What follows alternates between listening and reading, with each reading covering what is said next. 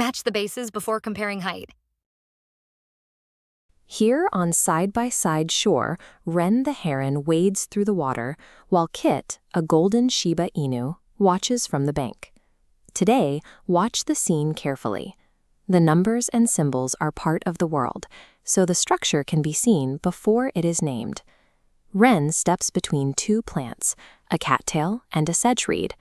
To compare them fairly, they must start from the exact same place. Notice how both reeds stand naturally rooted on the exact same waterline. Look to the tops. Because their bases are perfectly matched, we can see exactly which plant reaches higher into the air. The cattail reaches higher. The cattail reed is taller than the sedge reed.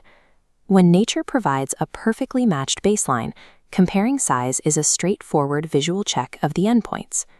Just off the trail, two sticks lie with different starting points. How can they be compared fairly? If we just look at where they end, the comparison is unfair because they do not begin in the same place. Ren nudges the branches. We slide them to share one starting end, establishing a strict, unified baseline. Now the extra length shows at the far end. The stick that sticks out is longer. After lining up the ends, the darker stick is longer. The stick that extends farther is longer. Without manually establishing that shared starting point first, measuring length accurately is impossible. Down the bank, Ren examines two stones. Which stone is heavier? Weight is invisible. We cannot judge a downward pull purely by looking at objects side by side on the ground. Before it finishes moving, which side do you predict will pull downward? Rest one stone on each end of the balance branch. The branch dips under the bigger pull. The stone on the dipping side is heavier.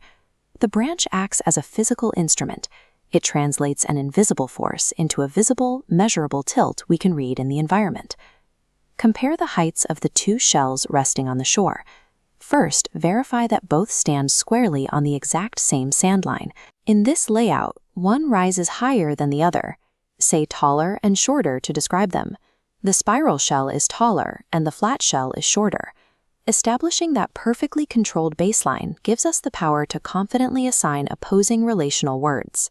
Looking back across side-by-side shore, the math remains perfectly visible in the landscape, from the aligned reeds to the tilted branch. The labels identify the meaning of each quantity, while the animal's movement demonstrates the change. These physical relationships are then recorded in the final results found throughout the shore. The dipping side holds the heavier stone.